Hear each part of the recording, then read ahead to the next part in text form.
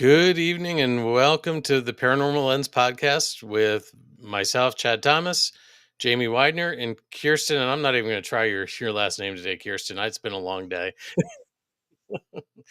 How are you guys doing?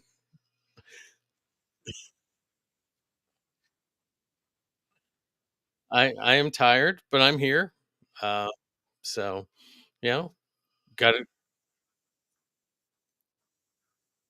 Well, I never went to bed. Is the problem?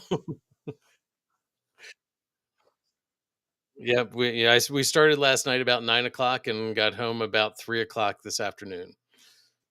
Yeah, long. So,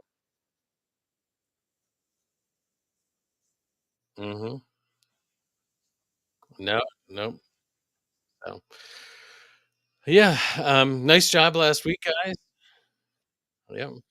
Nice job last week. You guys did set some records. I don't know if you realize this or not, but we've streamed more on Spotify with Steve's show last week than we have any other shows before.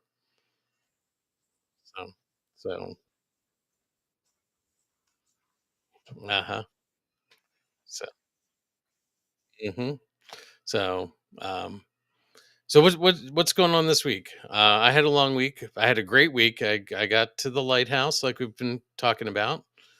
Um, so that was fun and exciting. Um, and more to come on that, obviously. But what's up with you guys?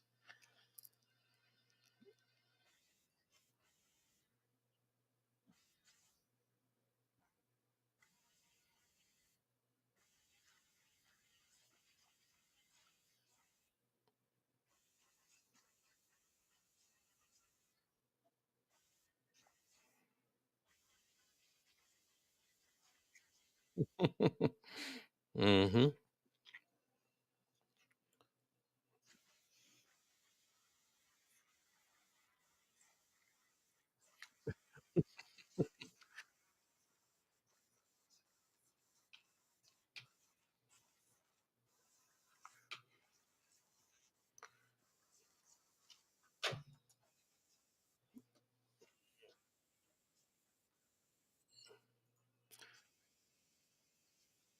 Yeah, that's what it's looking like. I was trying something new, and I may have to fix some things on the fly. Um, we're all supposed to be in here, but we're not.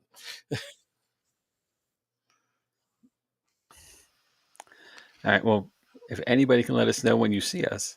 I would say I have the stream up to see. Yeah, me too. There it is. We were talking about how great this technology is, huh? So great. Well, So, that's how it works. It works until it doesn't, like that, everything. Right? yep. Well, give me 1 second. I'm hoping that I'm wondering if I'm talking to myself. Uh, Well, we know more than usual. We walk around in the dark and talk to ourselves all the time. So does that count? Exactly. yep, yep. Hey, we're back. There we are. We were here the whole time. I swear. Are we there? Or, Well, if Heather can see us, then although Heather, I don't know. But yes, yeah, I trust. That's a trusted resource. okay. All right. Well, since Chad's been talking to himself the whole time, all we've done, folks, is just a quick recap of our weekend or the week since you last saw us, which um, really isn't a whole lot, I guess. Right? We didn't have an investigation that's coming up.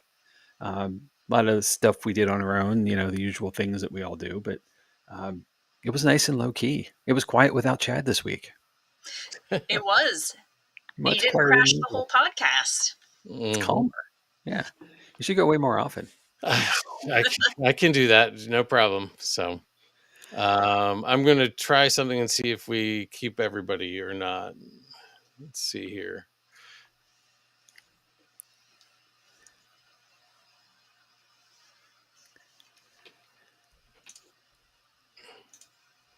Hopefully, everybody's still there. I believe we are. The Okay. more important thing is, will folks be able to see our guest? I don't know, but let's find out. Let's just let's get past all this and let's just bring him in Well, and before we do, we have a bio to read, right? We do. Yeah. Would you like to, or would you rather I? I can't. I don't have the capacity today to read The whole It's reading. Jamie's turn. Just remember, reading is fundamental. Okay. it. All right, here we go. Ron Yacovetti and Lourdes Gonzalez bring to an enthused public a most unique method of spirit communication, now widely known as the Digital Séance Experience, or TDSE. It employs the use of analog white noise generators, which are filtered and slowed down to enable vocal anomalies to audibly emerge from a speaker. It's a closed circuit system with no opportunity to receive any RF signal, no mic input, and yet, despite white noise processing, no data, clear voices that have timing irrelevance are often heard. Ron is a 6-time author, SPR member, and Chief Communications Officer for the IDC Institute. He brings a unique blend of academic insight and a satirist critical eye to afterlife research. His extensive field work involves his philosophical approach to the absurdities often found upon the paranormal landscape. Through his book, Afterlife Contact, A New Perspective, Yacovetti advocates for a deeper focus on consciousness and metaphysical philosophy to advance paranormal research. Lourdes, the research archivist and records manager for the IDC Institute, is also a licensed New York State court reporter, a vocational avenue that has made her ability to detect anomalous voices eerily accurate and highly effective. She is truly a voice phenomenon authority. Ron, an ambassador for idyllic idealism philosophy under Dr. Bernardo Kastrup, PhD, argues, along with Lourdes, that relying solely on anomalous voices for validation, as we have for decades, is insufficient. To continue to simply furnish evidence repeatedly as some form of proof and then expecting to finally or eventually prove the afterlife is, in their collective opinion, very naive. Ron and Lourdes proudly champion the metaphysical idealist view that reality is fundamentally mental, allowing for a coherent understanding of supernatural experiences as natural phenomena, nature doing what it does, thereby resolving conflicts with scientific frameworks and dissolving axiomatic beliefs that have persisted in the paranormal field far too long. Their lecture presentations have been highly successful in provoking thought, as well as encouraging others to not just accept the hand-me-down theories that exist in our field.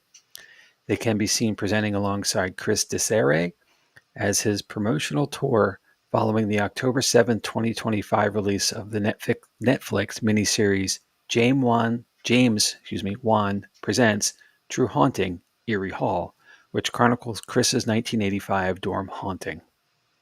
Without further ado, here's Ron Yacovetti. Yay, Ron. With a drum roll Hopefully, Wait, there's more. and applause. Nobody does that. Nobody does that. And I need everything I can get to build me up. I'm following Steve Dills, right? Yeah. It's hard to do. One does not follow Steve Dills. and I think that, to be honest with you, I don't think this is the first time that you've followed Steve Dills either. No, I probably didn't know. Ignorance was bliss, I guess. Yep. So, Well, He's awesome. Fantastic investigator, superhuman being, funny as hell. He's extremely entertaining. So yeah, it's a challenge to rise up to, but I'll try. so I'll do what I can. you got this. We have faith. speaking of the devil, here he is. Yeah. Kind of Steve weird. says, "Hey, I met that guy before." He's right. Kind of weird, but in a sexy way. Well, All right. one thing we didn't mention about Steve is he's very humble. So, Yeah. Oh yeah. Lourdes calls him sexy mama, and he accepts it willingly. So nice to see everybody. Nice to meet everybody. Brady Bunch flashback. Yeah, indeed. And there's Thanks, Chris Bert. Cesare, who from the and everybody's going with the sexy thing. This might help me at some point. So So he's the one who was the Netflix special that came out in October, True Haunting Erie Hall. Also, one of the most phenomenal human beings in this field. If you don't know him, you're missing out. And his presence in the field is very unique because he's probably the only person of note that is widely known from something, especially TV oriented that isn't hunting ghosts. He isn't doing research. Something happened to him, and not happily. He was not entertaining this in a pot. It wasn't what he wanted when this haunting happened to him. But it's one of the most well documented cases, and it's unbelievable the stuff that went on. So Hmm. miss you too, Mr. Dills, and miss you too. We'll see you soon, January, for the Hanover Tavern Paracon, which is awesome. If you're able to go to that, people go. Yep, we were actually just talking about that before you came on tonight, Ron. so, so we're looking at going down this year as a team. So, It's a great event, man. It's one of our favorites. We do it every year. Matter of fact, Lourdes, like yourself, just came back from Florida. She was seeing her granddaughter and her daughters, and she chose to go now, obviously because she misses them. uh, Uh, but she went last year for her granddaughter's first birthday, and they had moved the event date for Hanover back. So if she went at the same time this year, she would have missed Hanover 2 years in a row, which she didn't want to do. That's how much we like the event. Well, and Steve would give grief because he already gave Chad grief here. So uh, interesting, huh? How it is. s- sorry. You know how parents don't pick their favorite kids, right? Yeah, that's right. Dills is my favorite kid. Uh, no, actually, Steve, Jamie told me not to show up last week because I was on vacation and I wasn't allowed to. So, Yeah. I did actually. I tried to give him the break he needed there. so So it was not a working vacation. Well, kudos to making it tonight. That's so hard. That's why Lourdes, and she wasn't up to it. She wasn't feeling as well. She flew back, but she had to get up like crazy early to drive 2-3 hours to the airport and then come back. So, hmm so. all right, if you But want to get anyway, all enough. beast, no beauty, I'll do it. So anyway, enough talk about travel. Let's get into the meat of some things here. Where do Sure. you want to start, Ron? I don't know. I never know when to start. I never know what to start. Hanover, I think, is the end of, just to answer that question, the end of January, if I'm not mistaken, the 30th January and 30th and 31st. 31st, Yep. Friday, Saturday with that weekend. I checked my calendar because that's what old people do. Yes. Is it a paper calendar? No, not yet, but I'm going to print it. No. I know what you're getting for Christmas. Oh, yeah. Memory pills. So we'll just put the date up here so everybody can see it in writing. There you go. Oh, good. Good. Nice job. Yep. Because I'll forget by the end of the show. So anyway, let's see. There's a bunch of things I think you want to cover tonight. We've got TDSE. We've got you're working with Chris. So let's jump in with Chris because we sort of covered that a little bit. Jamie or Kirstin, have you seen the documentary that about Chris? I have not yet. It's on my list. It's a So I great have teenagers in the house, so I don't get to watch the television. Um, so, but if I ever do, it is on the list. See, the plus side, right, is for me, I have a 5-month-old. She just watches what I watch. So Nice. See, well, you got to start young. Is your point? Okay. it gets is worse. it is a very interesting documentary. It is very deep. Yeah. It takes some time to process. It was very well done. And like you said, Chris is an amazing person. I met him a few years ago at the Strasbourg Paracon, a bunch of years ago, and just talked to him a little bit. And he's one of those people you could just meet for the first time and talk for a long time. So, Yeah, he is a fantastic human being. He was really happy with how it turned out too. The 5 episodes, the last 2 are about a home in Salt Lake City. The first 3 are about what happened in his dorm, and they did a fantastic job. James Wan is a horror director. He did The Conjuring, Insidious. I think he did Aquaman too, but he didn't want to turn it into a horror. I think, but he wanted to give that vivid, visceral the feeling of what Chris went through, not jump scarish so much, and not dry documentary, because that had been covered in the past with Sci-Fi had done something, and I think he did it. I think he captured it really well. It's fascinating, and there's even more behind the story than he's okay, I guess, of himself. He says there's even more behind it than they got into it. There's other things that happened, and then because of it coming out, Chris got two different people who reached out to him, who he learned new information about stuff that was connected to the haunting at that time as well that he didn't know, even when he filmed the documentary. Um, and then we've been close with him for years. We love him to death, and he wanted us to come on board for the talks and stuff. We spoke at Liberty Science Center for the Halloween event in Jersey a couple weeks back, because what we bring to that dance is that he shares the experience and he tells it as it happened, and then we provide metaphysical philosophy and then within scientific frameworks explanations for validation, for supporting how these things can happen and that they're possible, that he's not crazy. And this stuff did happen to him, and it's not to be dismissed or discredited or taken lightly. And we were honored to do that because that's kind of in our wheelhouse of what we speak to and lecture to now. Mm-hmm. And if you're going to validate or support something, let it be something that's extremely well documented and about or centered around someone who has unquestionable, ineffable integrity, and that's him. And that story, his friend Jeff J. Ungar chronicled what happened even back then, before paranormal investigating was a thing. He just instinctively did a lot of the right things to Mm-hmm. document stuff, and so now we have this story that lives on, and yeah, for us to be a part of it is really cool.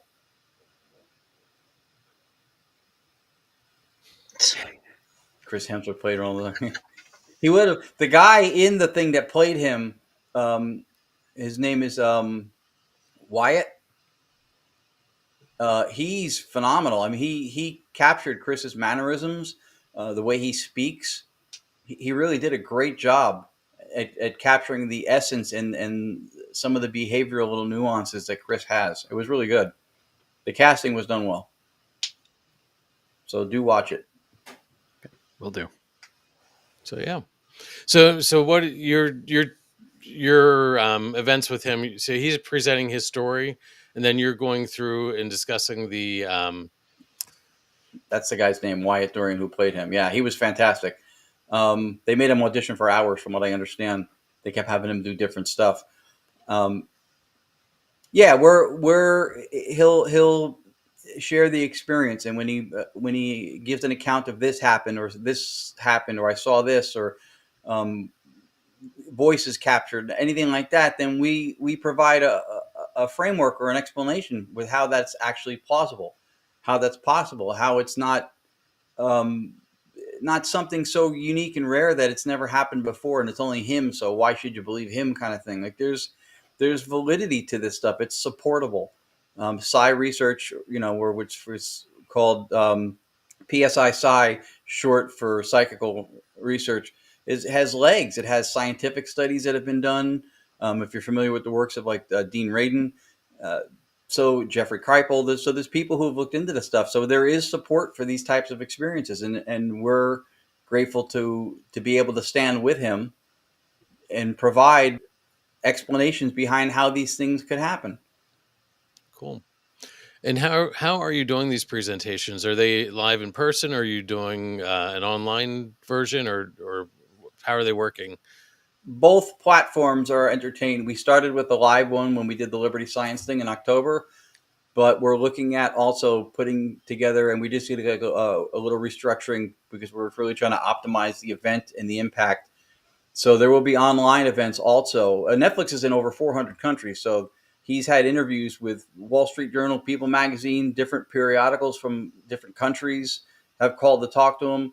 So the story and the impact and the appeal to it is not minute, to say the least. So we're looking to see if we can capitalize and bring to these people an opportunity to interact, to take a seat at the round table, talk to Chris, ask him questions, ask us, about those experiences. Why can that be something that can happen to somebody, or how do you think that could happen? So the online events we hope will really be wide reaching and do really well, but the in-person ones, a few we've done so far, we did one up actually at Geneseo where the haunting happened. Mhm. And then we did the one at Liberty Science so far, and both of those were really well received. Are you getting people who have had experiences of their own, or are you getting people who are interested in the research, or a combination of both? Combination of all that. Yeah, there was actually one young lady in the audience at the Liberty Science event in Jersey who was in. She had been in or stayed in that very same dorm that Chris was in at Geneseo when he went to school. Huh. So, and that was, she didn't even know, I think we were there doing the event until she saw it promoted. So, very kind of him. Well, that's cool. He is genuinely a good person. Like I try to go through life and I try to be kind. I try to be considerate. I've featured other people in ITC and friends and their own work in every one of my books. I have spotlighted or highlighted somebody other than myself. So I've always tried to live that way and be part of the community and give to it and not just try to milk it. Mm-hmm. And then you meet someone like Chris and it makes you go, am I that decent of a person? Like as you start questioning, you're just like, wait a minute. Maybe I'm not all I thought I was cracked up to be. He's that sweet of a guy. You find there's a whole nother level of awesomeness that you're just like, oh my, Yeah. Yeah. Yeah. He's a good person. He's like I said, he's very unique. He's not somebody who was hunting the ghosts. This stuff happened upon him. Yeah. And then there's this. Yeah, that's true. So, That's true. This is a work release program. it always comes out in the end. So Ooh, here's an interesting thought. Dills, yeah. I don't think the word kidnap should be applied here. I don't think so. That makes us all accomplices in some way. I feel Or like complicit. legally Yeah. that's not okay. Welcome to the 4-person Dills alibi. We won't be the first time you've needed 4 people for an alibi, My man. or nor the last. So yeah, man, this I try to do what I can in the field. I've spotlighted, like I said, other people in every opportunity. I'll name people on podcasts, not like name dropping like celebrity names, but people that I admire Mm-hmm. or I enjoy working with. This is something I was kind of proud of. If you know James Anito's book just came out, so he asked me to write the foreword for that, and I did, and that was, I thought, a tremendous honor because he's a very, very intelligent guy. Mm-hmm. Puts forward some very, very intellectual arguments and makes some great points. And so when he asked me to do that, I thought, wow, I've asked people to do forwards for my books too. So I understand the value it has to the author. Yep. So when he asked me to do that, I was really taken aback. I was like, yeah, that would be fantastic. So I agree with that 100%. And actually, I picked up James's book as well. And wow, fantastic. If no one's seen it yet, I do recommend it. Mm-hmm. yeah, And Ron, you are definitely authentic about that because I know you've even talked about our team and our group on some other podcasts, and it's like where I'm listening, and I'm like, wow, that was really nice of Ron. So I appreciate your authenticity. So no, that means a lot. I don't know. I culturally, not just the paranormal, but just today in general, but even in the field too. It's very much look at me, look what I can do, look what I've done. It's very puffing of the feathers kind of. And I don't know. Like I feel like if you think what I do is great and you admire the work and the person that's doing it, you'll say something or you'll make it known. And if not, I don't think it's my place to sit here and tell you how great I think I am, even if I do. But I do think, and this is where Chris and I think me and Mr. DeCesare connect, is that I like doing stuff like that. Celebrity was introduced into this field, and a lot of people got bit by the bug. And there's nothing wrong with being known or revered for what you do, but like I know in my past when I worked in entertainment, I would not want to be advertised on a poster or an event or anything in the infancy of what I was doing because I had a sense of what excellence was seeing other entertainers, and I went, I might be as good as that, not yet, but Right. the potential could be there. So I had an audition situation when I was younger doing I did stand up. That's where the satirists come from, and I got a chance to do a big audition for industry people, and I waited till right before the opportunity was going to expire. And then I booked the spot. I could have done it right away, which everybody else on that showcase did. But I was like, if I push this as far as they'll let me do it, that's how much better I'll be. I wasn't in a hurry. for the pats on the back and the reverence, but our field has got celebrity now, and I think there's a lot of a clamoring to get to that. Like when you get in your car, right? You go, I know how to get to this place, but if I put the navigation in, I don't have to get stuck with other people. I can emerge faster. I get there without any resistance, no tolls, right? And that's how we approach the field now. It's like, how do I get to the top without any resistance? What's the shortest way to get there? And then to me, it's, it feels empty. Like I wouldn't want to be there until I felt like I put the work in, because there are people who do put the work in. And when they do, that's who you're putting yourself up there with. And I would never speak to somebody's aptitude, but you can't shortcut the experience. I think, to get to that point, to earn a place up there. So and if I can, through what you called being genuine or authentic, if I can provide awareness of other people by mentioning them on shows or in other opportunities when I'm in front of an audience, I'll do it. I'll always do it. That's the thing. So I worked in, if this gives support for this, I know it's slightly off topic. I worked in the fight industry for a long time. I did broadcasting. I trained as well. So, because I was working with professional fighters. And in professional boxing, if someone is phenomenally talented and nobody at that time can challenge them, people will forever question the legacy. Well, maybe he just looked that good because nobody was able to compete with him. But when they existed at a time when excellence was embodied by a few different people, even if they didn't all face each other, then their excellence had real shelf life, real value, because they weren't the only shining star in a dark sky. They were one of, in an era where excellence showed up more than one time. And that's how I feel about this field. If I don't want to be the only one that you look at and go, well, that guy, everybody else is kind of down here, but that guy, no, I would, even if somebody, I would not want that, because I think if we realize how much talent and brilliance is in this field now, then we look like we're part of something that has value more than what we self-aggrandize and say, look at me. I mean, we're part of something that's bigger than us. So that frame of mind changes how I look at a lot of this stuff. I want to exist at a time when I'm not the only game in town. There's other ITC people or other people who were talking about James Anito, brilliant guy, smart thinker. So I'm existing at a time when people like that, you guys, are right. That makes it more valuable for me. Cool. There's a phrase that, and I came from the social service world, so the nonprofit community. So bear with me on this because it kind of comes in that direction. But that's the concept that rising tides rise all boats. And if we are considering that there is a tide in the community, if we're not helping each other, the field doesn't elevate at all. And it's just one or two look at me's. That's great, and that is the term celebrity, I would assume. But if we are all working together toward a better place for all of us, then this field, which is still considered pseudoscience to many, or hokey even to many, right? We can start to become something more, all of us together, and it takes all of us to do that. And I agree 1,000% with you, if 1,000% is possible, right? But I really, and I've always applauded you and Lourdes, for both of you, being the path makers for a lot of people along the way, and many others as well. But I know you two, and the character of both of you is never going to be in question with me. I appreciate you both. Thank you. No, I appreciate that too. The whole, I know, just it's nitpicky, but the whole, like, people, and I know people do, will use the word. I've heard people in the field use the word pseudoscience, and it's misguided. It's not a pseudoscience.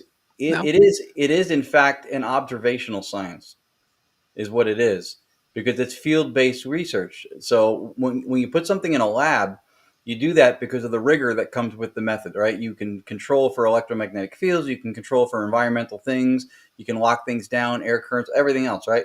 That's why you do it. But when we take phenomena like the paranormal and we go, well, I don't know if this is legit, let's put it in a lab. When we move it to a lab, we unknowingly are biasing the experiment. unknowingly doing so, because we don't know all the mechanisms behind what's happening. And we're moving it somewhere else under the assumption that everything that is part of the reality that's creating this phenomena is working from a microscopic to a macroscopic scale. It all fits into a lab, so we can move it.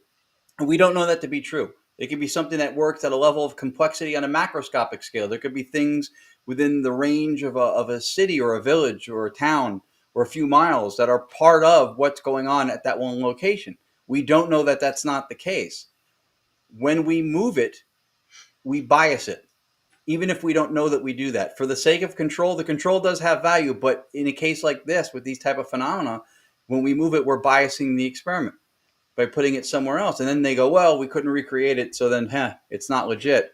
But even again, if you look at the work of somebody like Dean Radin, a lot of like psi research, telepathy, these things have been showed at well above chance odds in results and hit rate in laboratory settings.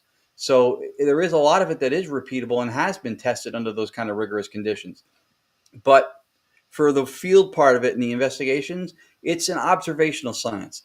If those who would call it pseudo are willing to dismiss it under the guises of that, then they have to, per force, get rid of anthropology, sociology, astronomy, zoology, because those are all the same thing. They're observational field-based sciences, right? You can't take meerkats and put them in cages at a zoo and go, let's see what they do. You can't take an untouched tribesman from a remote part of the world, put him on a couch in a Holiday Inn, go, let's see how he behaves now. You can't do that. So, because you're changing the whole setting. So it's an observational science, and it needs to be done as rigorous as possible with controls. We need to do a better job with some of the ways we do that and some of the methodologies that are employed to do it, knowing what our equipment does so that we're not using it improperly, stuff like that. But it does not take a demerit because it's field-based and is not recurringly done inside of a lab for that reason. Cool. Appreciate that. So, Ron, you gave us a couple of videos. Should we roll some of those so we can get look at some of the work you've been doing? You could, yeah. I know that. I think they're all fairly new, and I wanted to try to. This is over a period of time, and one of them was compliments of a broadcast we were on, because we've been doing so many events throughout the year that I haven't had the same amount of time that I would sit down and actually cut clips from recordings. So every time we did podcasts, I was showing a lot of the same stuff, which was good stuff. But so I wanted to have some new stuff. So, I have the news one queued up and ready to go from the broadcast. If you want to do that, sure. We were asked to be part of and they actually just asked us to do it again. News 12 New York, News 12 does New York, New Jersey, Connecticut, tri-state area. But I know other people in other areas were seeing this as well for some reason. They did a 4-part true haunting. Haunted tri-state. I'm sorry, I got I'm still stuck with true haunted. They did haunted tri-state. It was 4 episodes. They had different teams, all really good people in different really cool locations. And they drove us out. They picked us up and sent us out to a bakery in Long Island, New York that supposedly had a lot of activity in it. And so this is a shortened highlight reel version of what happened during that episode. But it's gotten tremendous traction on the News 12 Originals YouTube channel. I think it's at like 90,000 views now. The full episode's like 22 minutes. So that's what this is from. This is us being brought out to this remote location for the haunted tri-state. Okay. So it's about 4 minutes. So I'm going to go ahead and roll it, and we'll come back and talk about it.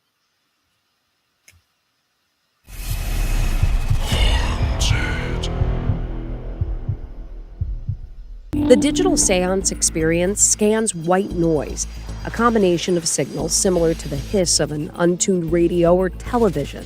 His software filters through these frequencies and picks up any voices, allowing them to communicate with the spirit world in real time. There's no word banks, there's no sound banks, there's no signal radio or otherwise. It's just the white noise. We're making more of what comes through audible. Ron and Lourdes, they're coming into this cold. They don't know about the history. They haven't heard, these stories. And they're setting up in one of the most active places in this bakery, the kitchen. Our Haunted Tri-State production team is here. The cameras are up, and they're ready to record every moment. So let's start the night. One of the first things we hear is... In the basement? Is there a basement here? No. Okay, that got weird quickly, and then just 5 minutes after we started, we hear two names. How many people are here tonight? Virginia. I heard Eddie. Eddie. You heard it? Eddie, what's up? Wait, let's play that back. Virginia. Okay, is this the Eddie that we've been hearing a lot about? Is he trying to communicate to us and letting us know that he's here tonight? Eddie, were you here when this was not a bakery? Yes. Yes. Okay, it looks like Eddie is coming through, but there was another name mentioned. Virginia. So that's interesting to us. One of the first names that we heard on Ron's software was Virginia. Gerard has never heard that name mentioned before, but could that have something to do with one of our producers named Virginia? Virginia. I definitely heard my name. And I kind of pointed to myself, wondering, did anybody else hear it? And then we played it back, and then we all heard it. And that was so disturbing. Could there be a spirit looking to connect with Virginia? But a name that they have heard before comes up right away, and that's Eddie. He seems to be dominating the paranormal's conversation. Eddie. I heard Eddie. Eddie. You heard it? Eddie, what's up? Being a trickster? Eddie, you're the guy who plays pranks around here, right? That's me. That's me. Eddie, we don't know who you are. We're new here. Why are you here, Eddie? As you can see, there has been contact made with Eddie, who Gerard believes was killed when he was a teenager near the bakery. We are also hearing other voices, including a female. Could that be Gracie or Charlotte, the girls from the Civil War era? Can you guys let Gracie say hello, please? Yes. Yes. Thank you. Where is she? Can she say hello? That sounded like a female. Excuse me, I heard. While that is happening, Gerard shows us a photo on his phone that was captured in the alley attached to the bakery. He believes the shadowy figures look like two little girls. And then before we know it, we get confirmation. Can Grace say her name? Please let Gracie say her name. Gracie! There it is. Hey! Thank you. Thank you. Never gets old, man. Never gets old. So we're now in the alleyway, and this is where they've gotten a lot of, activity and people feel things. So now we're gonna listen. Somebody say Eddie loudly if you can hear us. Immediately.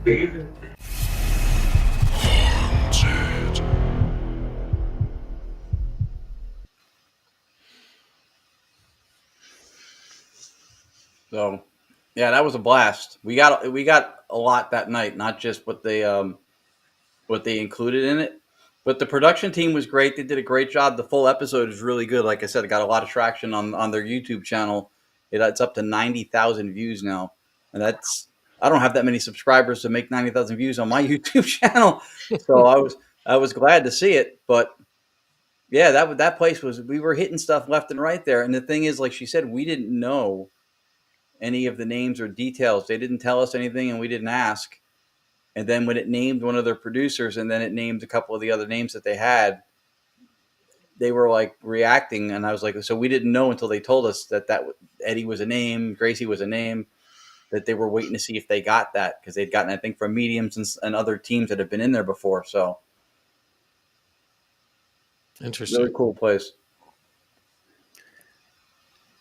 We've all been together, in various places, and it is never a surprise when, first of all, there's never a time we haven't had activity, right? I think that's safe to say, and the level of activity has always been beyond what we would expect to see or hear, and that surprised look that the other folks had, I've had. So, Yeah. and hearing a name that you don't expect to hear, or have a reference or some communication, some intimate knowledge of something that you wouldn't expect, Right. is never, uh, it's always, shouldn't say never, it's always surprising. And but your reaction, even when you said it never gets old, it doesn't, because and it never surprises. I shouldn't say it doesn't surprise anymore, because I've seen it enough to expect the unexpected, I guess. But Yeah. it is still a thrill every time it happens, and a step forward from a place you already you think you are, to take you to another level of Yeah. engagement, Yeah, I mean, another conversation to have, another path to follow if in the I'm brutally process. honest, I mean, of course, because we knew we were filming an episode, I'm like, I hope it performs well. I hope we get stuff that that resonates with them. And if we didn't, I'd suck it up and live with it. That's this is Mhm. not something we 100% control, right? So Right. I was glad that happened, but it performed at a level even above what I was hoping for throughout that whole night. They also reacted that way because they interviewed us extensively. Very little of the interview part went into the episode, and I don't blame them. They did a great job on how they chose to put it together. But I, in detail, explained a lot of how it works, and there's no radio involved, there's no signal reception, no microphone, etc., and how it's closed circuit. So once you know how it works, you have two choices: to either be taken aback by hearing something that shouldn't be there, or willful ignorance, which is to say, I'm not going to believe this because I choose to not believe this because my ideology does not allow for it. Uh, Mhm. and that's a big part of, I think, what we all go through in this field too. When I've added this since into our lecture, when people tell us extreme circumstances require extraordinary circumstances require extraordinary proof or evidence, that's only true, hear me, only true if by being termed extraordinary or extraordinary, it is because of the fact that it doesn't fit into an ideology or a belief system that says it's not possible or probable to happen. Then it's extraordinary, and then it needs some kind of magic ticket of proof or evidence to be allowed to be considered to be something that's reasonable, because of the belief system is there first, and then the experience is excluded based on not being possible or is possible. So you don't need extraordinary proof or evidence, right? If somebody says, hey, listen, I have a car, and when I hit the gas pedal, the car goes faster, and if I keep pressing it, it keeps going faster, you wouldn't go, well, I need more proof than that. But if they said, hey, when I press the gas pedal, not only does the car go faster, but soft serve ice cream comes out of the air conditioning vents, so they go, well, I need to see that, because that's not what it's supposed to do, right? So when nature does what it does, and we understand in its totality what nature or reality can do or can be or is, and we know beyond our senses there are things that we can't see, can't hear, right? Can't smell, touch. So it's reasonable to extrapolate from that there's more out there than our five senses can take in. So it's not way out of bounds to say it needs an extraordinary thing. I This is one of those things. Yep, when the Algonquin word came through, and they got the right word back when we were with them. I think that was in a room we commandeered at the Gettysburg Bash after hours, and then Steve and his team were in there, and they asked for that specific thing, and they got that word in this basically dead language, right? Right, So but if we believe that everything's connected, which a lot of us do, then this makes complete sense. Like it doesn't matter where you are, or what your location is. We're all this big network of communication. So right, we should be able to speak one language and get the same language back wherever we are, which I right. think is the really cool part of it. Yeah, and that's the idealist metaphysics, that reality is fundamentally mental, that consciousness is Mhm. the basis for reality, because that is the only pre-theoretical thing that we know, is that we're conscious, and everything we experience is through consciousness. So anything that tries to attempt to explain the emergence of consciousness from something physical like a brain or anything else like that is relying on the very tool that it needs to explain and think about and understand, to explain itself. right? It's like trying to weigh a scale by putting it on top of itself. It's now the instrument and the thing measured. So consciousness is the one foundation for that. So it completely makes sense that we are separate in a way, in as much as that we're dissociated from one another. We identify separately, but we're still holistically part of one thing. Science jives with that. Quantum physics jives with that. That's the very basis for how you would have something like entanglement. If you have individual marbles that are called particles, when you affect one of them by measuring it, and then it affects the outcome of the other one being measured, whether it's a mile away or millions of miles away, if those things are physical in and of themselves, then you have a problem trying to explain it. But if those are just representative of what's out there, which is mental or abstract or concept, thought, consciousness, then you don't have two physical marbles that you can't explain how they're connecting. They're both representative of the one same thing. Like Dr. Castro gives a great example. If you had somebody, let's say from the 1700s, come to your house, and you're watching a championship soccer match, right? And you have two different networks, three different networks on. So you have three different TVs showing the same game.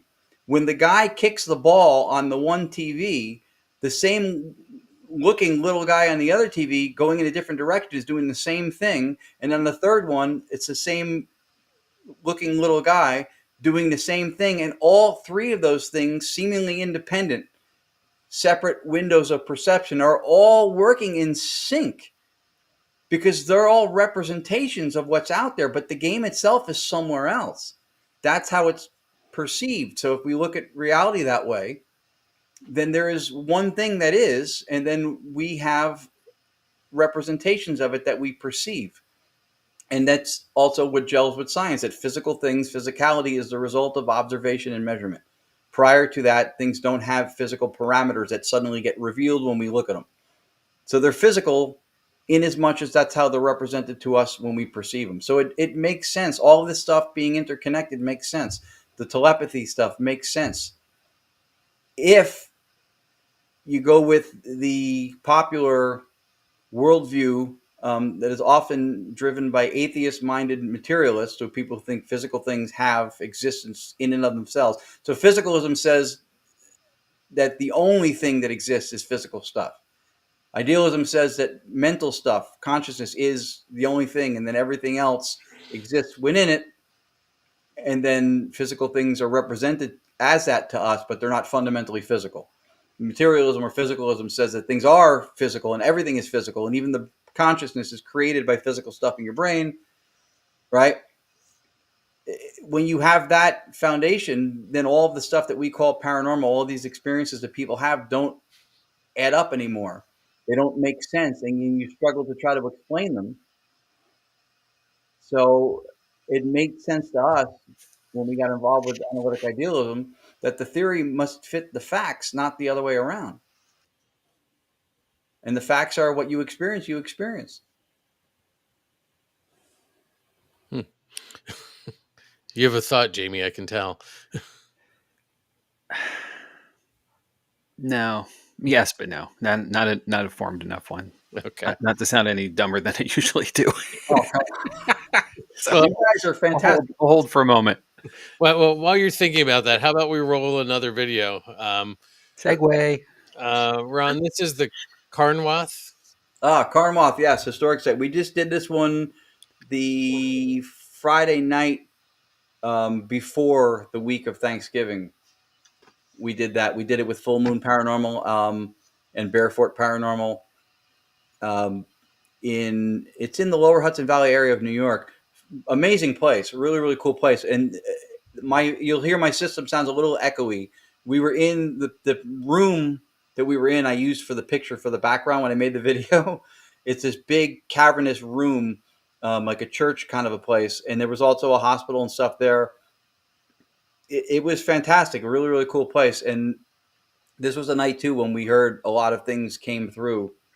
And we were struggling sometimes to listen to it because sometimes the echo in the room was so overpowering. I actually gathered people closer together in more of a seance-y kind of circle to not have to put the volume on the speaker too loud, because of the louder it got, the more the sound was bouncing. Right. Okay. Well, let's roll it and see what we come up with.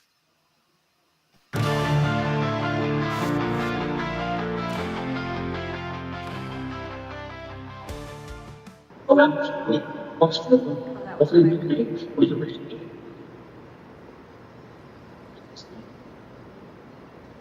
many spirits are in here with us?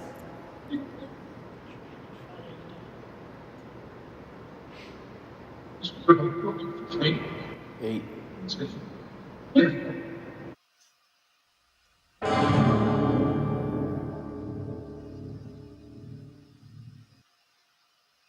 Was it one of the nuns that liked to sing?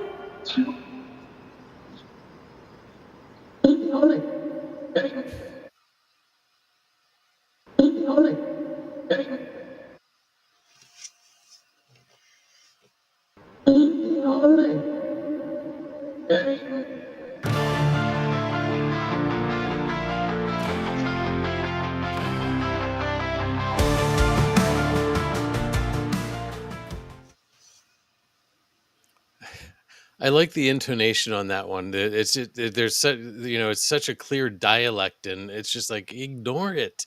Like, Yeah, it was wild. And if you notice too, this is something that I've worked hard for years. You don't hear almost anything between vocals. Ah, those Cocos, Todd and Carmelo of 222 Paranormal, awesome people.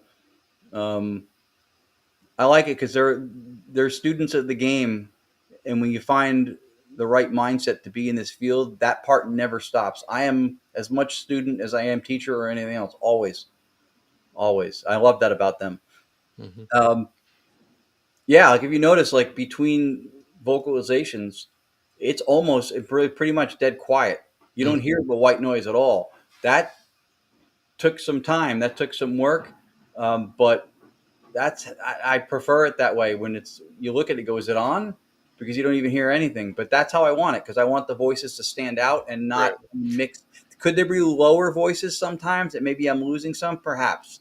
Yeah, but you're not fighting listening through the noise, because that got exhausting. Yeah. You know what I mean? Like you're trying to fight through it and listen, and it's like now you don't have to do that. So kudos. Bingo. It's great the way it's I working. appreciate it. Yeah, I felt the same way. It's easier if they come out of silence than if they're coming out of a lot of rumbling or chattery kind of a sound. So I think that's why I like this so much. I mean, I struggle with the spirit box. There's so much noise, and I think I hear something, and I can never figure it out. But the 2 times I've gotten to see this live, I loved it because I could actually hear everything and see what's being, like, not see, but like hear what's being said. yeah, no, that's cool. I appreciate that. Yeah, we when we bring it out, we tell people it's not about us. We do it at home for us if we want to play around, or but we bring it out, we do it for other people. And we just had 3 years in a row at the Jersey Para Unity Expo.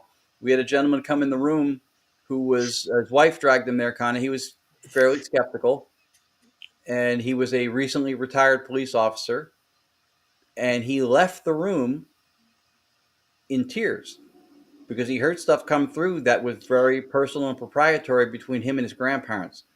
So he believed he was talking to his grandparents. Now, obviously, proving beyond the shadow of a doubt who he was talking to or it was his grandparents is as a tall order. But I don't think we need to do that. We certainly didn't know him before he walked in. He heard stuff that was personal between him and them, and it moved him from a high level of skepticism to an emotional presence in a room full of strangers. And that's why we bring this out. That's why we like to do it. We feel like we're able to do this as in service to other people, and that's why, like, we'll promote stuff that we do. We'll share stuff that we're doing, especially if somebody is kind enough to book us. Like you guys put me on the show tonight. I'll tell people because it's in support of the collective endeavor, and it's out of appreciation for being asked to do something. But I try really hard to not ever be coming from a position that's like, hey, see this guy? See what he's doing? Ever. Because I don't think that's why I'm able to do this. I don't think that's why I'm able to do this. I think I'm in service to other people that this can help give them that moment. Hmm. And that experience was real for him. So somebody could tell him, well, you don't know what your grandparents, and maybe you're thinking that, and they can come up with all this. You were primed for this. And you know what? That's okay too. It doesn't Yeah. matter, right? The same way that every time medications and stuff come out, they have to clear a certain level because of placebo and the effectiveness of it, right? So if he's having a positive mental experience through this and it's compelling enough to him to move him, and that's what I provided for him, good. Right. Um, It's not about how we get to where we're getting to. It's getting to that point, right? And if this got him to that point, I think that's all that takes. That's the Yeah. important thing. Yeah. I love hearing about that experience because, I mean, what was it, 3 years ago we did Red Mill when I first kind of got to see this whole thing happen. I mean, I kind of got to have my own experience there too. Mm-hmm. Because I was listening to the others ask questions and everything, and I heard a voice that came through, and I recognized the voice. I heard "Where's Kirstin?" and I heard my mom's voice. So I thought that was super cool and interesting, and that's gotten me really interested in what you guys do. Oh, that's awesome. Yeah, there's to answer Todd's question, because you just brought up an event we did. Yeah, pretty consistently now, like with that last clip from Carnwath, with the ignore it and stuff, that's pretty consistently what it sounds like. I've got to the point that if it does get a little chattery, I know exactly what to do to kind of dial it down a little bit. But it has gotten consistently quiet, other than the emergence of voices. And yeah, that's every year we bring this out to the Jersey Expo and other places. We had people in tears when we did the Augusta, Maine paranormal and horror con in August. Same thing. It's so rewarding to be able to do that, and it does remove the charlatanism aspect of it, because I don't know who's showing up. I didn't even know that gentleman's name when he came in the room. I didn't know he was a retired police officer. I didn't know that he recently retired. Like a lot of stuff that he got, stuff between his grandparents, I have no way to know that. And even if people go, well, you can Google things. You can't Google everything, for one. And for two, for me to have Googled it, I would have had to have known it ahead of time, which I didn't. And then on top of that, and this is what makes this stuff so much more impactful than even something with a spirit box, there's no radio or any input. It's closed circuit generators running through an interface and then coming through the software that filters it. So even if I wanted to make it say something, I can't. It's designed to not. The engineering of the system is designed to keep outside interference other than something that would, per classic physics, defy it. Yeah. So again, the two positions are, holy shit, I just heard a voice or a response, or I didn't hear anything, out of willful ignorance. And sometimes some are clearer than others, but some people would never admit to having heard something, even if they had. And that's okay. That's okay. I don't need a consensus to tell me that I just heard a voice say Jamie or Chad when you asked who am I. If I heard it, could I have been mistaken? Sure. But if I could be mistaken in hearing that based on things like audio pareidolia, then how do I know when you introduced yourself and you said, hi, I'm Jamie, that wasn't audio pareidolia? What if your name is Fred and I heard Jamie, right? So Right. you can take these ideas of debunkery and you can extend them beyond the circumstances that they're being applied, like a Band-Aid on a wound, right? You kind of fix this little moment if you want to try to discredit something. But then once you adhere to that mentality, that theory, then you have to take it to the full extent. And that's where sometimes these things fall apart. Yeah. Well, before we get too far off this, I want to remind Todd of the clarity we got on an answer way back in January at the Ritz Theater when asked if orbs were spirits or just dust. And the answer was dust. So, Jamie, you're never going to let him live that down. Never going to let it go. Ever. Ever. That was a fun night. And that was also, to steal my favorite phrase of yours, timing and relevance as well. And that's something that's slightly overlooked in a lot of this so far, is how this is happening, in the sense of we're connecting and getting direct responses to requests. And I'm sorry, Todd's right there again. Lies. He's funny. So wait, you're saying spirits lie, Todd? So what? Yeah, and he has a dead bell there, which proves it. Oh, goodness. I appreciate you mentioning that too, because again, I'm not, look at me, pat myself, but Lourdes has pointed it out a bunch of times to me also, that I hear so many people saying, and most of the time, but this is why I love you guys, because you guys are straight shooters. Timing and relevance, I've been saying for years, and I hear it coming back to me all the time. And I love that, because that was early on, before I was even doing digital seance or direct radio voice stuff, just with anything ITC. That was the number one argument. I look at the arguments that are leveraged against the type of stuff we do, and I try to, if it seems valid, address it. And if it's difficult to address, or if it remains somewhat of a vulnerability in explaining something, then I accept that, which is why I'm not necessarily heavy on apps. I've seen apps produce some really cool things, but there's a vulnerability to those that remains, by design, by, for entertainment purposes only. Like, there's a lot of things in there that leave it more vulnerable than what we do, and I'm trying to vet the authenticity of it. So that's why I lean the way I do. But I try to validate and really lean into what the criticisms are, and to address them and vet things as much as possible. So that was the first thing that jumped out at me, was like, even with a ghost box, if you go, what color is my shirt? And it goes green shirt, even from a spirit box. Now, yes, there's vocals in the spirit box. It's scanning radio. There's vocals on the radio, right? So I understand the detraction from that, and I understand the whole audio pareidolia thing. But if you're hearing what you want to hear from audio fragments saying green when you asked a question when that was the only answer, then what is, biologically, physiologically, what is the difference in you that is not happening the other times, right? Because if you have to do that kind of experimentation to discredit something, then you have to show the hit rate and the misses.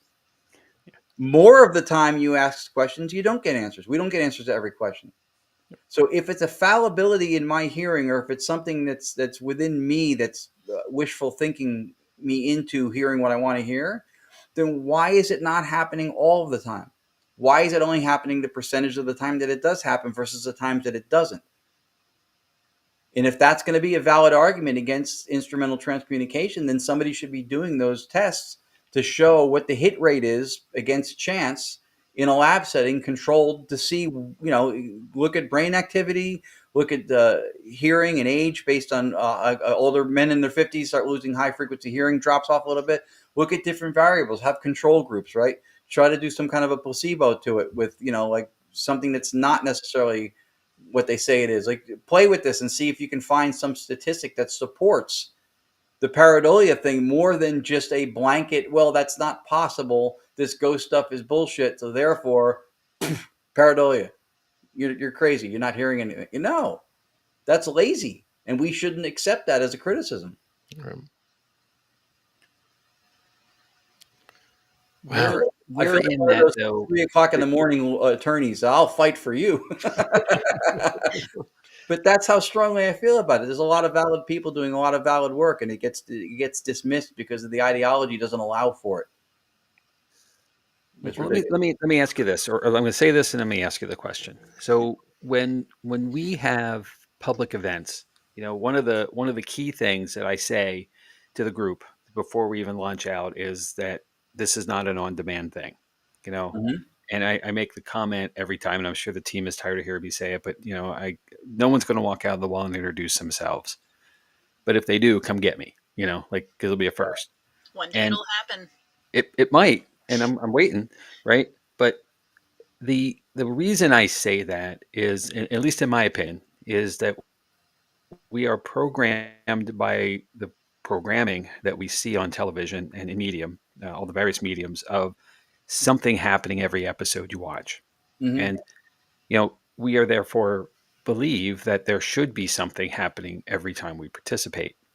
And you know I wanted to talk to Steve Dills about this last week. What he's done programming, and what's it really like? Because how many times do you go out to a location while you're out on location doing a shoot or whatever the timing is?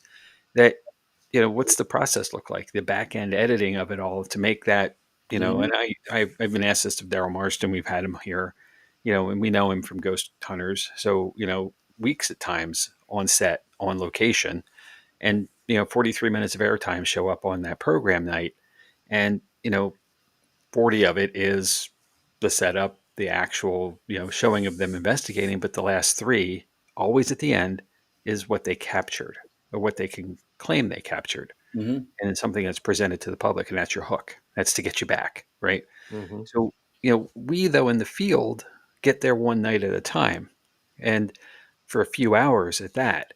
And therefore, and we have a privilege, I think, that we can go to the same place on a regular basis. At Booby's Brewery for us as our home, and we've Mm-hmm. been doing that there for years. So we have a large level of familiarity with the space and what we believe is there based on our repetition.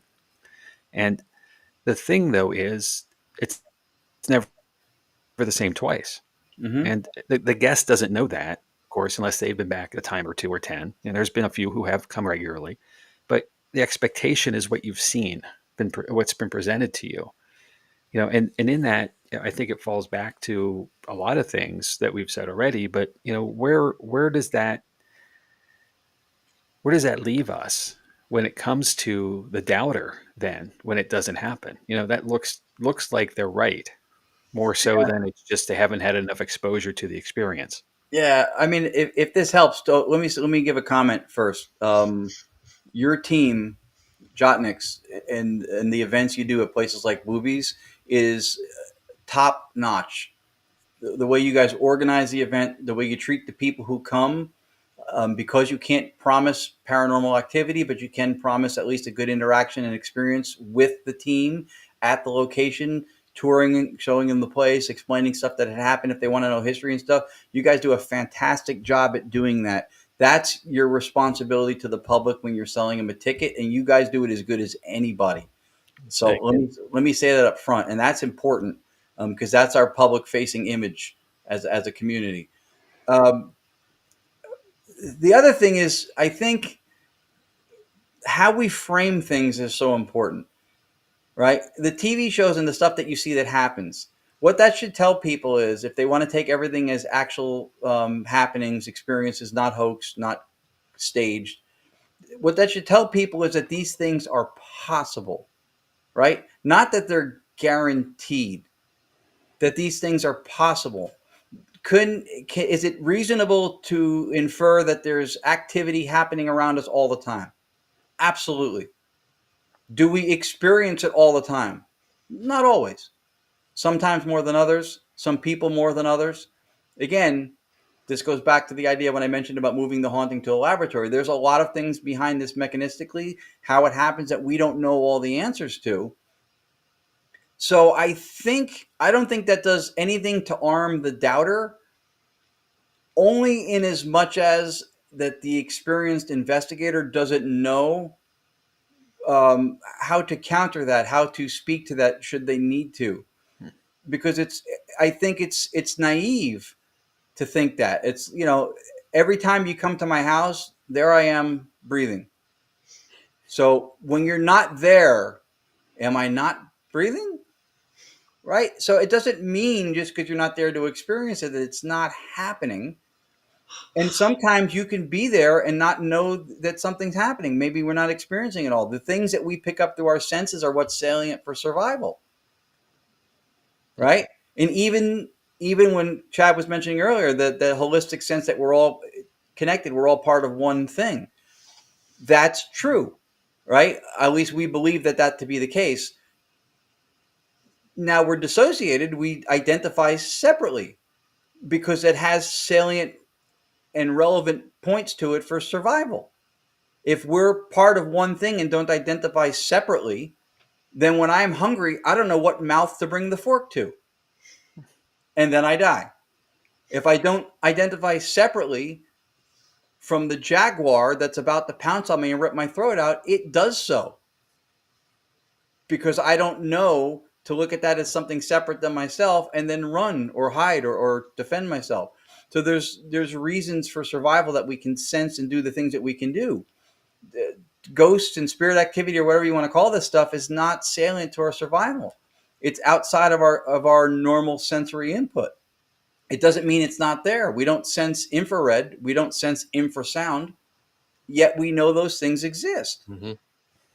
And that's just on what's measurable, detectable, and quantifiable. Then there's endogenous or experiential states, that things that emerge from within us, like hunger.